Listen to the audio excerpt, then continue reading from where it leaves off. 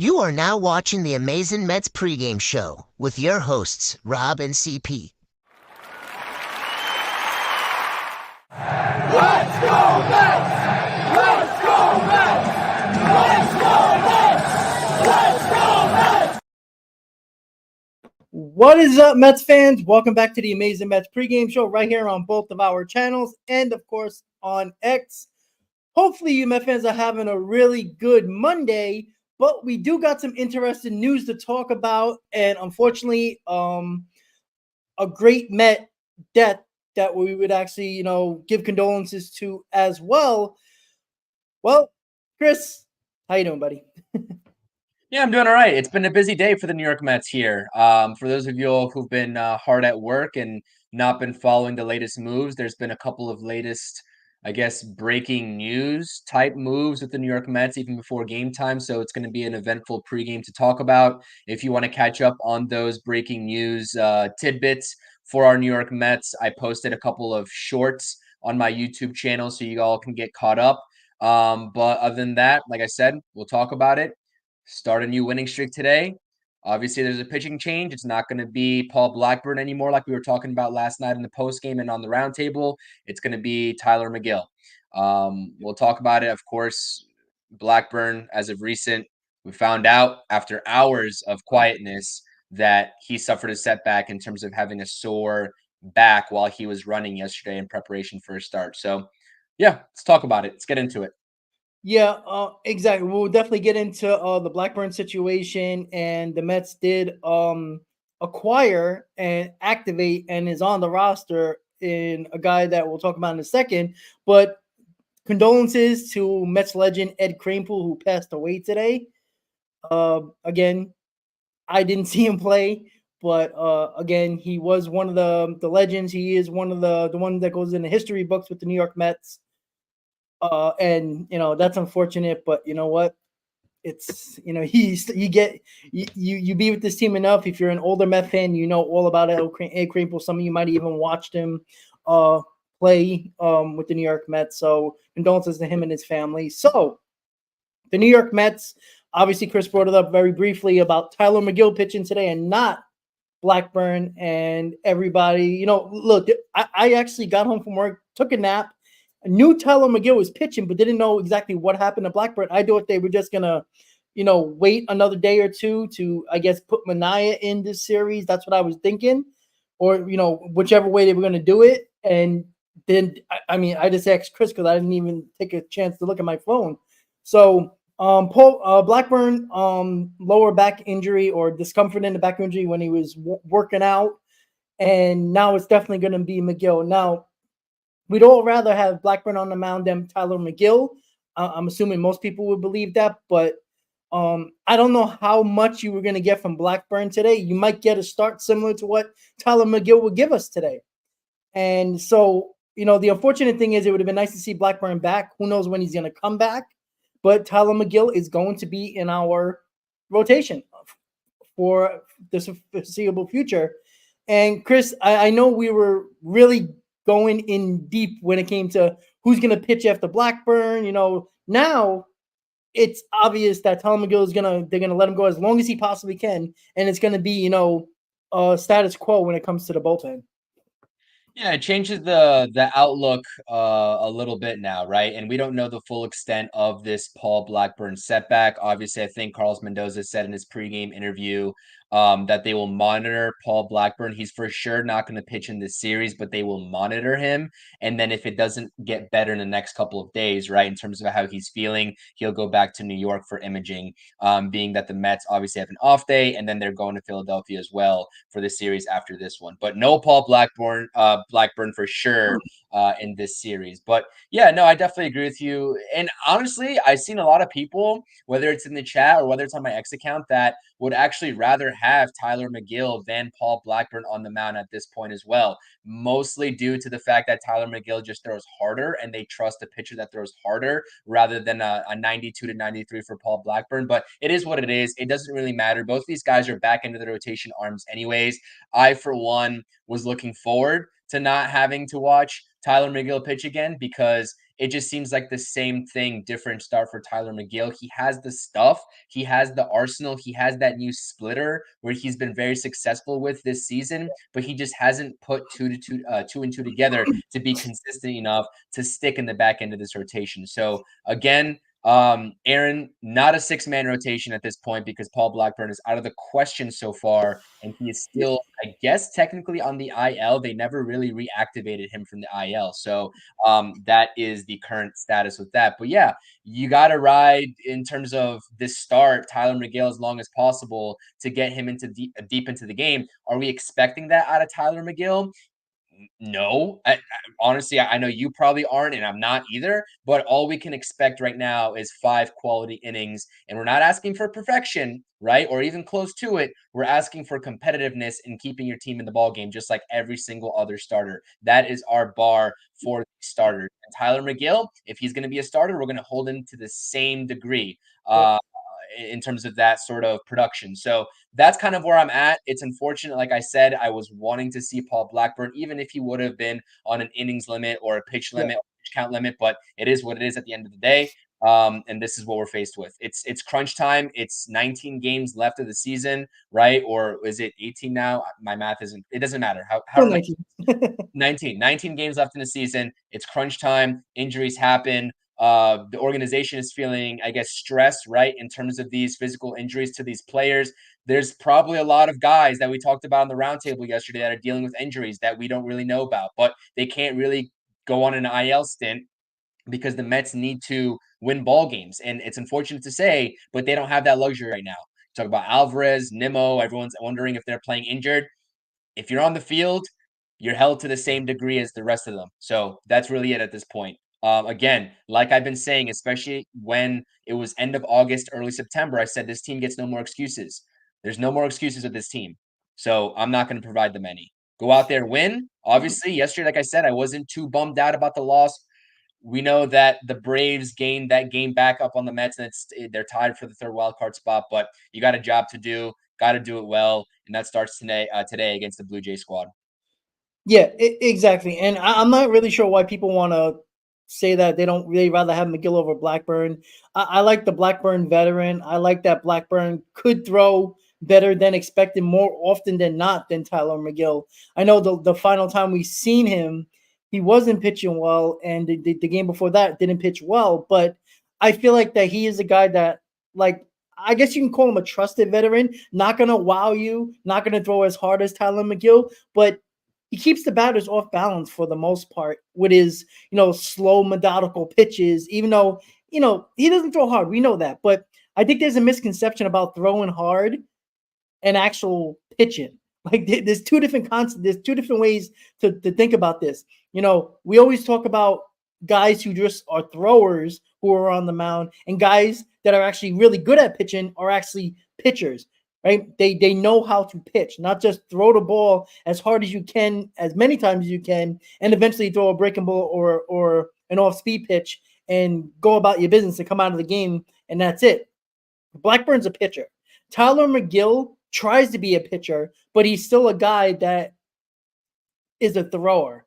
He hasn't figured out that concept of using all his pitches in the right way. And that's the problem that we have with Tyler McGill. And that's why, when he did have the opportunity to pitch opening day for the first time, and he was throwing 99 and, 98, 99, and his pitches were working, it was good. But he's not that pitcher anymore. So, it's going to be interesting knowing that Tyler McGill is going to be the guy for at least, I'm guessing, hopefully not too long, but I'm going to go on the situation where Tyler McGill is probably going to be in this rotation for the rest of the year.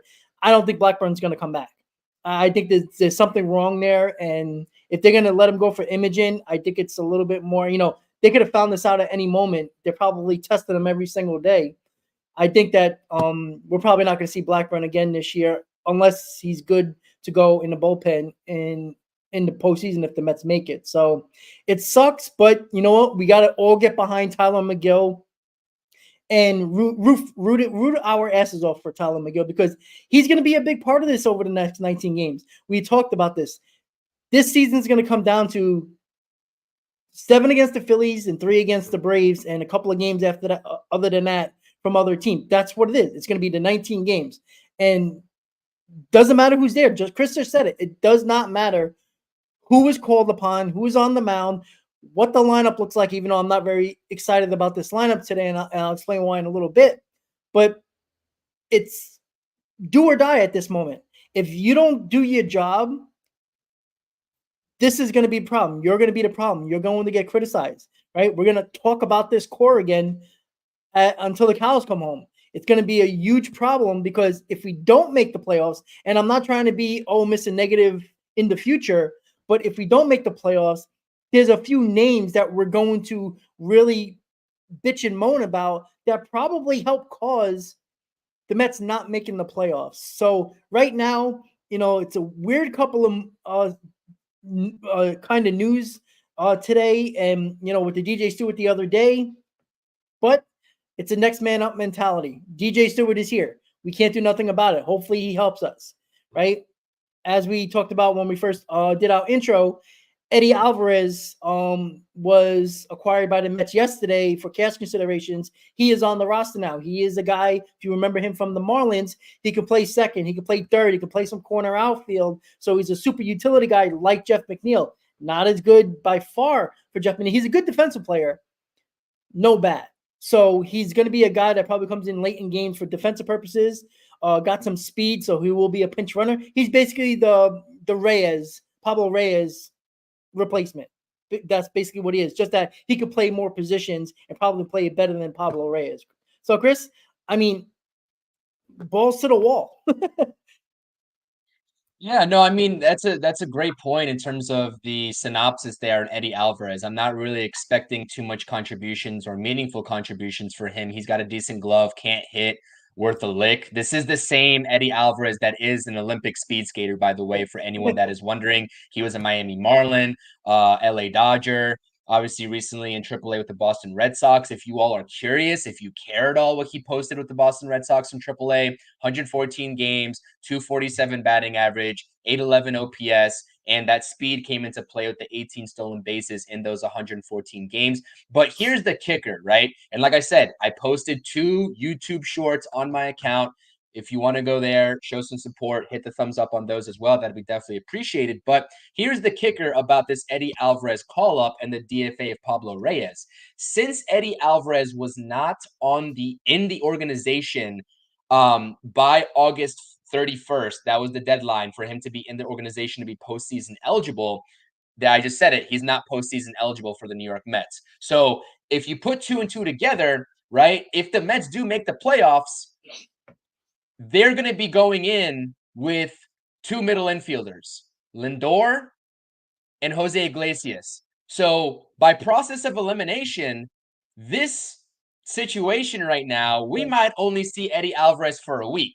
And we actually might see Luis Angel Acuna. Yep. I'm actually very confident we do see Luis Angel Acuna within the next week. And I forgot exactly what the actual cutoff date in September is for them to be postseason eligible for the guys that are already on the 40-man roster at this point. But again, right, it would be unfathomable in terms of the unpreparedness if you go into a postseason only having 2 postseason eligible middle infielders. If something happens, like knock on wood here, obviously, I don't want to put this energy out there, right? As the Mets are competing for meaningful games, but if something happens, Lord forbid, to Jose Iglesias or Francisco Lindor in the injury category, the Mets are screwed. So I really don't think that David Stearns and this organization are going to put themselves in that situation. And I think that Luis Angel Acuna, who really is, I believe, the only option at this point on the 40-man roster to call up and be postseason eligible, might actually get that nod. So again, it's the later stages. If not, is the minor league season over officially, Rob? Do you know? I think they have like another week or so. Yeah, so exactly. This is the perfect storm of what I'm saying to end that minor league season. And then you still have that week to beat the cutoff date where you can call up Luis Angel Acuna to be playoff eligible. Of course, he'll be taking he's already on the 40-man roster, which is a great thing. He started the season off on the 40-man roster, probably for this purpose. And then Eddie Alvarez is going to be a short-stinted Met, and he's going to be out of here with the DFA within the next week as well. So again, I think this is a short-term move, if I had to guess, because I just cannot imagine a world where you are competing for a playoff spot and you somehow make it to the playoffs and you only have two middle infielders on your roster, which is why I wanted Luis Angel Acuna to be caught up or called up in place of DJ Stewart before for this whole backup middle infield sort of debacle that the Mets are in right now. But I think they're just buying themselves some more time, that extra week to keep him down there and then bring him up when it's actually necessary, like 100% necessary. So that's my 2 cents. We'll see if it plays out that way. Yeah, it's starting to look like that at that point. All the conversations we had last night over the last couple of shows, and the heated debates that we had on the roundtable yesterday was about roster moves and specifically Acuna, and Stewart and all that. It's more and more likely now that Acuna is going to come up, right? When the minor league season is over, there's no point in keeping Acuna not on this team. So, and it only makes sense because you're right. They're one injury away up the middle. Now, if you lose Lindor, it's kind of a real big problem, regardless of if Acuna can fill in, do a serviceable job. He's not going to be Lindor. At least we don't think so. But if Jose Iglesias, we know about his age. We don't know if he can hold up. We assume that he can hold up.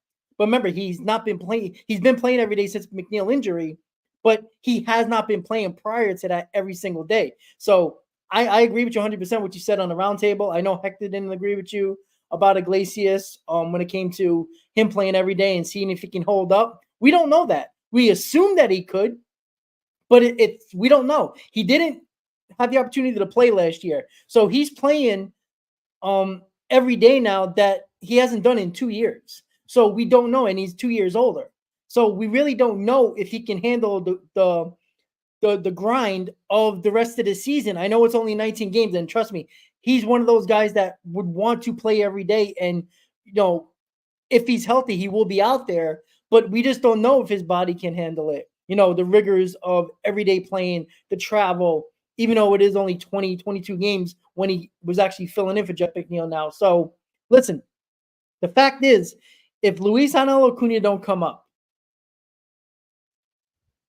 I'm not sure, as much as I trust David Stearns, I'm not sure what David Stearns is doing. Now, the decision isn't made yet. This is probably about a week away, right? This is probably sometime around the next Philly series when we're talking about the possibility of Luis Angel Acuna coming up.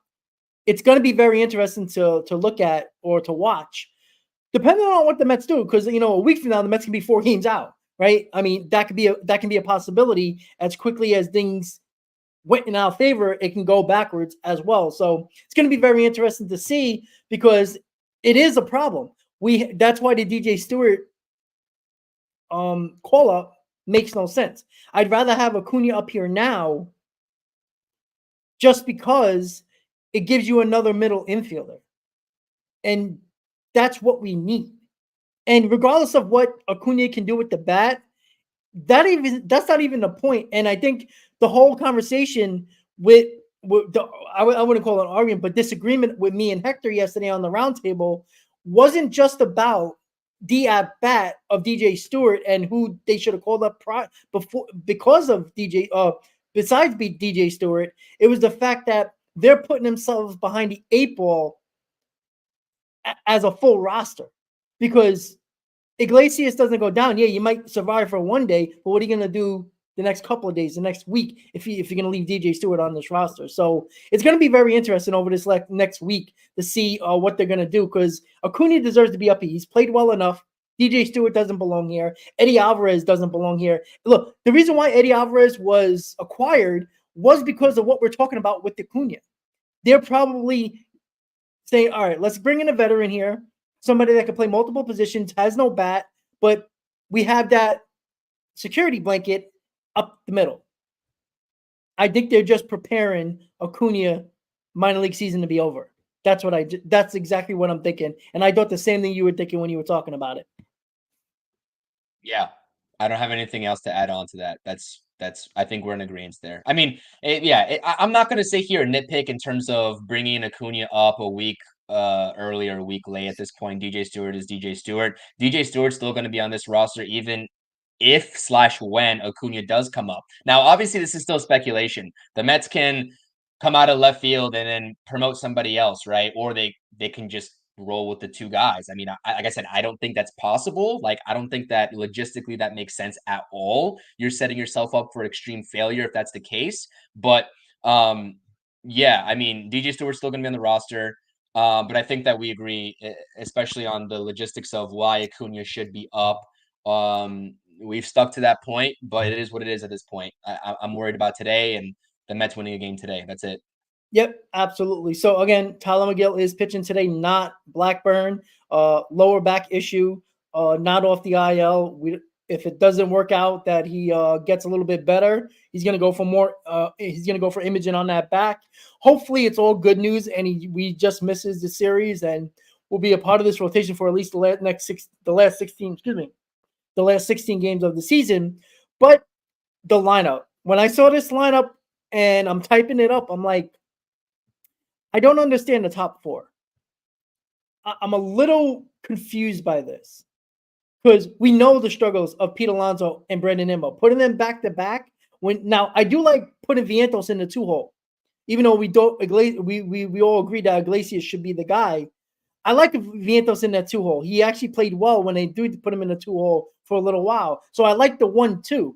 But what is the point of having Lindor and Vientos 1-2 when you got two of your most struggling players, best players, supposedly on this team, back to back? I think that's just not good.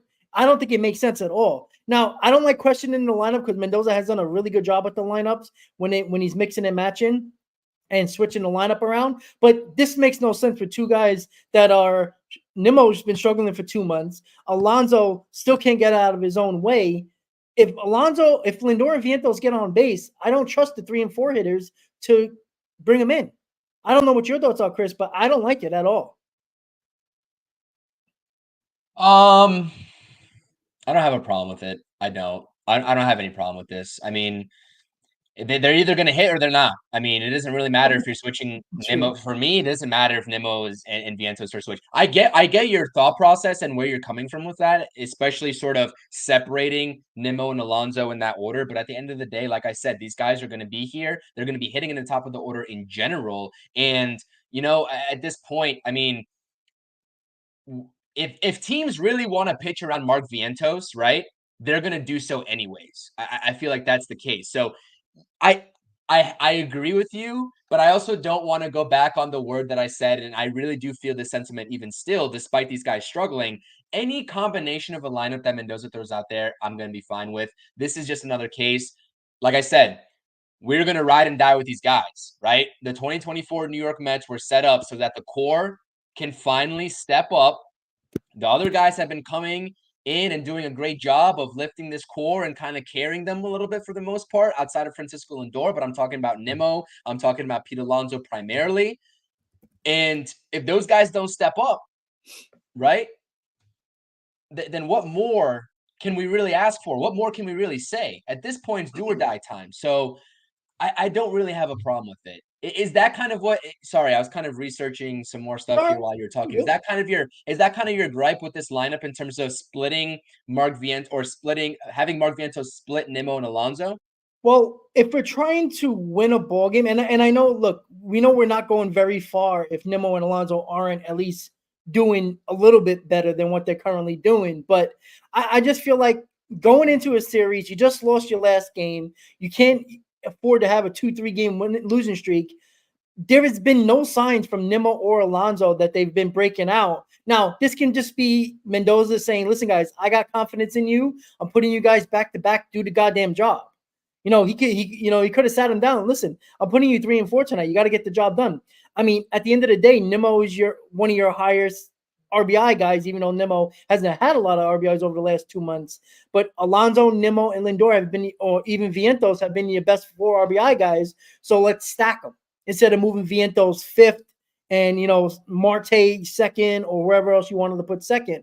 I just feel like they're playing with fire, even though I kind of get why he's stacking Nimmo and Alonso, because look, these are the guys you're going to war with. Like, you're not sitting Alonso, you're not sitting Nimmo in a playoff series or even in the biggest games of the year, which is the last 19 games of the season. So I would have liked Nimmo out, because even Alonso has batted fifth this year when he's been struggling.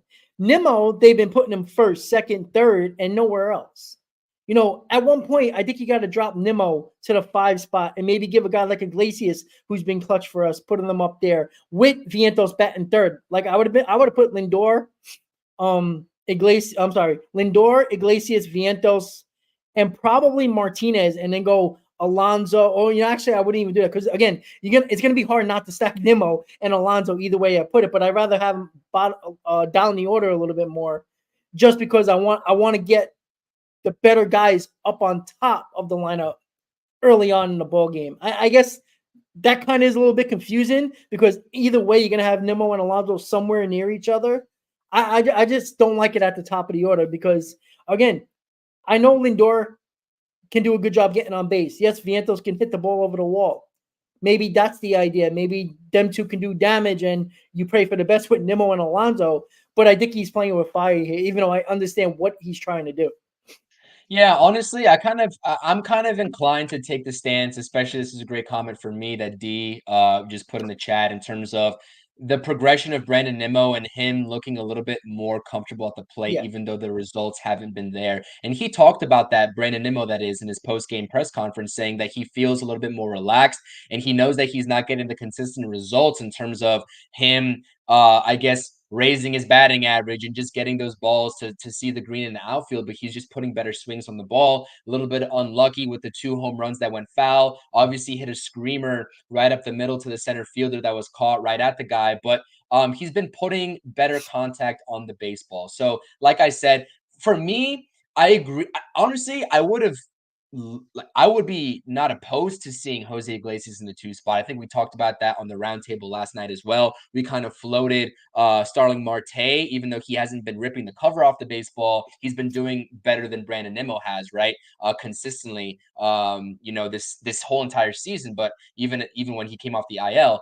But at this point, for me, when I look at this lineup, I see no confidence in JD Martinez, right? I mean, Jose Iglesias is your 5th batter right behind Pete Alonso, and you have JD Martinez sticking in that 6th spot. So I am kind of curious in terms of what they're thinking of JD Martinez. He's had some very uninspiring swings from my point of view, really for an extended period of time now. And I know he's a professional hitter. I've had nothing but good things to say about JD Martinez this entire season. And I still think he's going to help this club win games in this 19-game stretch as we inch toward the playoffs. But yeah, I'm kind of surprised to see Jose Iglesias there 5th behind Pete Alonso instead of bumping JD Martinez back up. But like I said, I just need to see these guys perform. Bottom line, Yeah, at this point, exactly. I need to see these guys perform. I know you're in the same boat, and that's kind of what I'm gonna dumb it down to.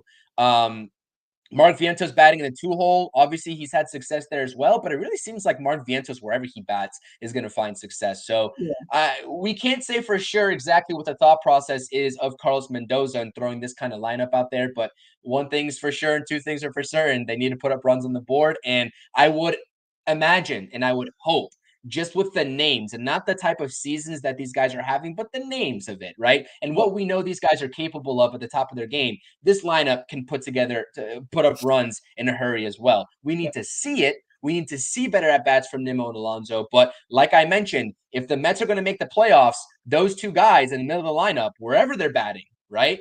If Nimmo's batting 2nd, if he's batting 5th, it doesn't really matter.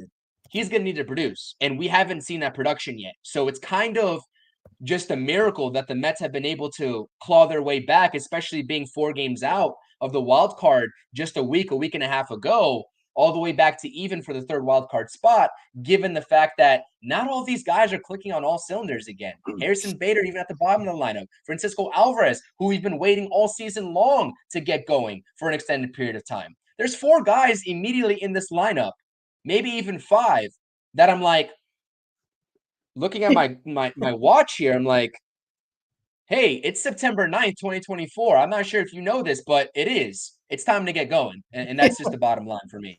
Yeah, and that's the amazing thing. Like it's not talked about enough, right? Everybody talks about, especially nationally, oh, look at the Mets 9-game winning streak, but they're not talking about Alonso not doing anything, Nimmo not doing it, Alvarez, even Martinez for the most part, right?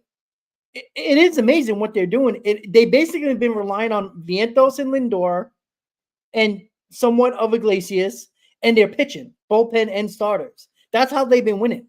And it is amazing because that shouldn't be the case. Like, it's a weird way to win, specifically the way the Mets have been put together here.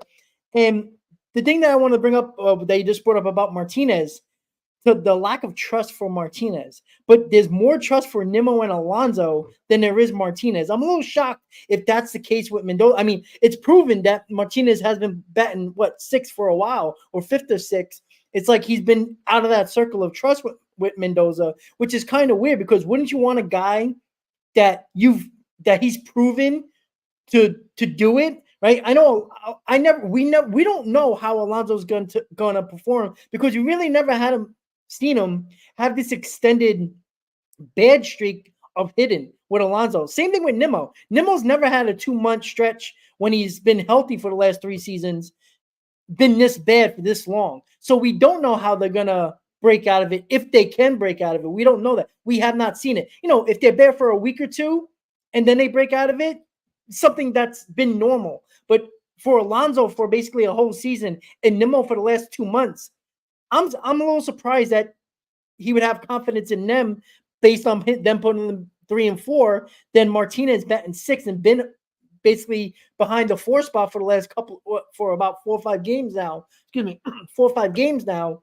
I do wonder the lack of trust for JD Martinez. I know he's had bad swings, but Nimmo and Alonso have been just as bad, if not worse. At least Martinez he's in brutal. Yeah, and at least Martinez have at least got some RBIs and look, again, Martinez, he'll have one big hit when he's struggling, he'll have one big hit a game. That's the way I've always seen him as a New York Met, and that's been his career. When he's not going well, he'll give you that one really good at bat to drive in a run or get that base runner needed. But the lack of trust is a little weird to me with Martinez. Maybe Martinez is dealing with something we don't know about, and that's why he's lower in the lineup. He's up there in age, 36 years old, so I understand that.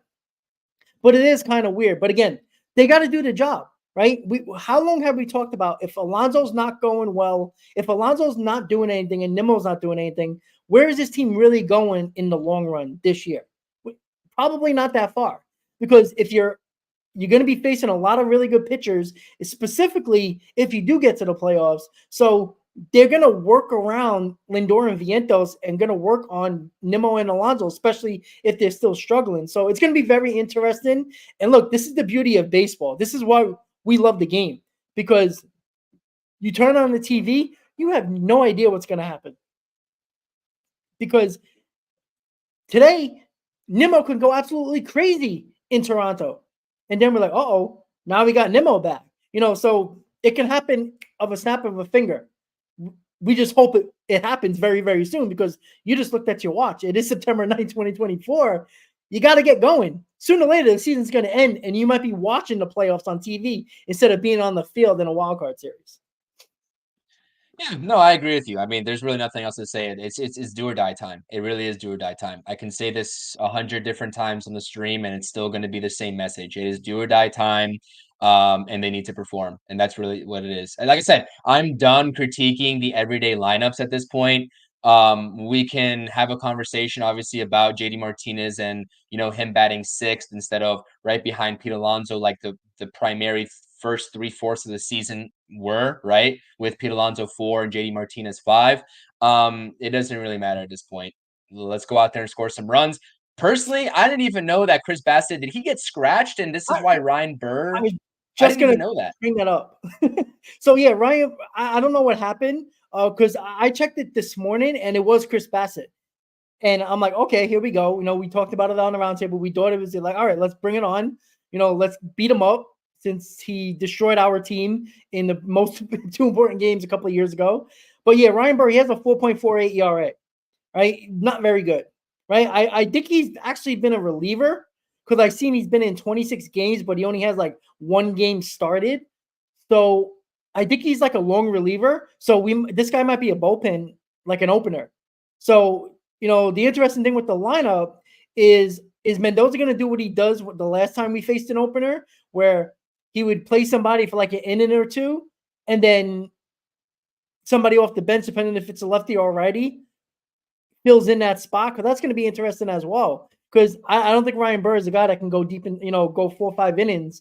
So it's going to be very interesting because look, we know Toronto's out of it, so I don't think they're really trying to I wouldn't say not trying to win a ball game, but I don't know if they're trying to look at this guy and see what he's got or what. But it was kind of weird, unless Chris Bassett is felt Solomon got hurt or something like that. But No, so I just looked at Actually, you know what? I started to cut you off because Fangraphs isn't really reliable because they had Paul Blackburn shifting down in his start when Tyler McGill, the news dropped, and obviously we know he's not going to go in this series. So I just saw Fangraphs and it said Ryan Burr game 1, Chris Bassett game 2, and Bowden Francis in game 3, but that's not accurate. Chris Bassett must have gotten scratched for some reason, and I don't know because the news really hasn't really dropped. Like I said, I was prepared to come into the stream talking about Chris Bassett, but yeah, we just saw an opener right in that Red series, so that's a very valid point. Yeah, it is interesting. Again, what's up with the sports news today? Like, it's been a lot. It's been a lackluster. Like, I know it's Monday, but Jesus, like, can we get it together a little bit? We're all trying to scramble to see what the hell was wrong with Blackburn and why he wasn't starting today. And then the same thing with Chris Bassett. Like, yo, come on, guys, 19 games in a season, get it together. You're getting paid for this shit. Find out. Sorry, I'm sorry. It annoyed me because we're looking like idiots trying to figure out what the hell's going on, and then 4 hours later we find out what's going on with Blackburn, and then Chris Bassett, we still have no idea. I know it's not our problem with Chris Bassett, but it'd be nice to know. But who the hell knows? Oh yeah, James Earl Jones died as well. Interesting. So yeah. Oh, that's my. Yeah, that's unfortunate. R.I.P. Yeah. Like we mentioned earlier in the stream, Ed Kranepool, and then also R.I.P. to Earl Jones too. Very sad, very unfortunate. Also, while you were talking, a Blue Jays inside reporter did confirm what Fangraphs said. So again, sorry to switch up. This is very hard for us to provide you accurate information when everything's changing up every hour on the hour. But Ryan Burr is starting tonight versus the Mets. Tuesday will be Chris Bassett, and Wednesday will be Bowden Francis. That is what was tweeted out. So they just switched it up. Again, Chris Bassett could have just wanted an extra day as well. We know he's done that before with the Mets. So, okay, whatever. Again, it's not it's technically our problem, but we'll see. Again, the Mets have an opportunity to win game 1, the most important game of the series starting today, right? Win game 1. You got 2 opportunities to win the series. And yes, please win the series, right? Let's not focus on sweeps before we even get there. Win series. It's important. You win series, again, you got 19 games to go. You win series, that's an extra 11, 12, like around 10, 11 wins. That's around exactly where you need to be, 88, 89, 90, around that. Chris, I wanted to ask you, what do you think the number's going to be win total wise to make the playoffs for a wild card for the Mets? Say the third wild card. What they have to reach to get in? What's your opinion on that? With 19 games left to go, shoot. I mean, listen, I know that the Braves and their roster and the lineups that they're throwing out every single day right now don't look the best, right? And I watched and tuned into some of their games, and it seems like they're really struggling with their injuries and whatnot. But I have no doubts that history could repeat itself in terms of the Braves getting out at the right time. So to play it on the safe side with 19 games to go, you're definitely going to have to take like 13 minimum. 13. So you think it's gonna be like 91? I think let me just put it this way. I think 90. I think 90 is your target goal. I think 90 is the target goal. Yeah, I agree. So that's 12 more wins. So that's 12 that's minimum, by the way. That's minimum. So like, well, you know what it is. It could. It could definitely be that. But I still think it's going to come down to the last series against the Braves, or at least it's going to say a lot about what's going to happen. But The again, Brewers? the Diamondbacks might fall. Huh? Say that again. Do the Mets end the season with the Braves or the Brewers? Milwaukee. Milwaukee. Yeah. I'll actually be most likely at one of those games, by the way, in Ooh. Milwaukee. Ooh. All right. I actually All I right. actually might be there. I still got to Wait. secure the travel, but I might be there. I was gonna say, you've been very successful going to games, especially in Washington. You lost once since that time? Yeah. One So, time, all yep. right. So, let's get that winning going. Again, that Milwaukee series, man, might be oh man. But look, we know as Mets fans, we're not gonna get as lucky as no matter what win total we get, it could be 92 wins we might get, or be on the verge of getting 92 wins. It's gonna be coming down to that Brave series, because why wouldn't it? We don't get that lucky. We don't get that. Oh, look, we don't have to worry about that series. No, it's going to be a situation where it's either going to be ending up we need to win that series just for a tie-breaking purposes, or we're going to need it just to get above the Braves and then have 3 games left to go. Like, it's going to be so interesting. And again, the Mets have 13 games before that Brave series, and 7 out of those 13 is against the Phillies. So it's not going to be easy. 12 and 7, like Chris, it's realistic. Why not? They've just won 9 in a row. They're 9-1 in their last 10. They can easily go 12 and 7. It's only 5 games over 500. That's not, it's just above average. So it's possible they can do that. But look, they got to beat a bad Toronto team. I know they've underperformed, but they have a very similar record to the Cincinnati Reds. The Reds are 1 game better than them in the loss column. So Toronto, we know they're dangerous. We know Vlad has been a really good season. We know Toronto's pitching is really good. You got to beat them. You are a better team than them. Chris said this 100 times. There's no more excuses. Win the goddamn ball game by any means necessary. I don't care how you win. Just do it. Just 100% do it. And I'm confident that the Mets are going to be in a position later in the season where they're going to have an opportunity to make the playoffs. That's it. They shocked the world by being in position of a playoff spot basically nearly at the end of the season. Finish the job, because it'll be very disappointing. You played so well and the best team in baseball over the last week and a half, and you don't make the playoffs. Kind of sucks, because they do deserve to make the playoffs, but nobody's going to feel sorry for us if we don't. So do your job, get the job done, Chris. Any final words before we end this stream? No, I just wanted to talk about, the expectation for Tyler McGill as our final words in terms of what we're going to expect for him, right? I mean, we're approaching, right, an hour until game time, maybe a little less. Tyler McGill, like we mentioned before, he gets to start today. A setback for Paul Blackburn. He was available out of the bullpen yesterday, according to Carlos Mendoza, but he's going right back into the rotation. Presumably, I thought that if there was no setback to Paul Blackburn, I was confident that this would have been the last start in the rotation, right? If the Mets were playing the matchups game, which I was going to actually be very pissed about if they decided to go ahead and align their rotation for the Philly series, because that goes against everything that we say in terms of taking the appropriate action of what's in front of you, and that is the Toronto series game 1. But nonetheless, that's not what happened. Obviously, we know that Paul Blackburn is feeling some back discomfort, but again, Tyler McGill, you look at his Savant page, there's a very clear distinction about what pitches he's been successful with this season versus what pitches he hasn't been successful with this season, right? The splitter, successful. The sinker, mostly successful. I believe his slider as well, or the curveball, one of those two, also very successful. But the fastball, 4-seam that is, when it goes straight,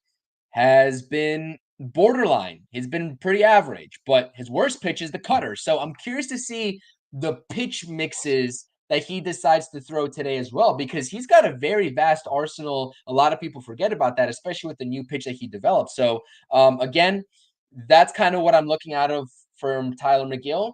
5 competitive innings, dominate and throw the splitter as much as necessary to put this, I guess, streaky Toronto Blue Jays lineup away, right? We know that they've got some guys that have caught a hot streak. They could be dangerous. Again, you've been preaching to the choir about Toronto being not overlooking Toronto, so to speak, right? Despite their record, we've been saying that. So we'll talk about it on the post game today. I'll set up the post-game stream here. I know that you can't make it, Rob, unfortunately, but I will be live with John from Pure Adrenaline Sports. We'll be doing another collaboration for the post-game. We'll set that up here just shortly, right after the game, right after the final out. It might take a couple minutes to buffer to get the slides uploaded and whatnot, as it usually does, but we will be live for the post-game. So tune in there. And as always, we appreciate the support. It means a lot. I think these pre-games have been getting a little bit more serious, right? When we have come to a situation where the Mets are fighting every single day to remain in this playoff race. And we appreciate you all being here and supporting us. Please hit the thumbs up, not only on my stream at CPNY Sports, but also on Rob's. It helps us out a lot. Subscribe if you haven't done so already to both channels, right? Because there are going to be videos that we're going to release that are standalone. Obviously, we do all these streams together, but if Rob can't make it for a post game, I'll be live for a post game and vice versa. If I can't make a post game or a pregame, Rob will be live as well. So I think it's very important.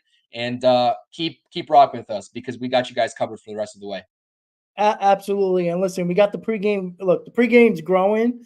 And, it started slow early on. The Mets were bad. It was not going well. And because of you guys, it's grown. And it's only going to grow even more by the end of the season. So with that said, guys, thank you for tuning in to the Amazing Mets pregame show. Hit that like button before you go if you haven't. And subscribe to both channels. And hopefully Chris and John are talking about a Mets win on the post game later tonight. With that said, have a great day, guys. Let's go Mets. And those guys will see you later tonight. Have a great night, guys. Let's go Mets. Let's go Mets.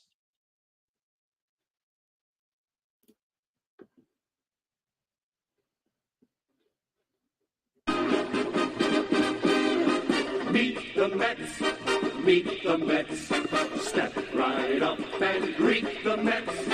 Bring your kiddies, bring your wife. Guaranteed to have the time of your life because the Mets are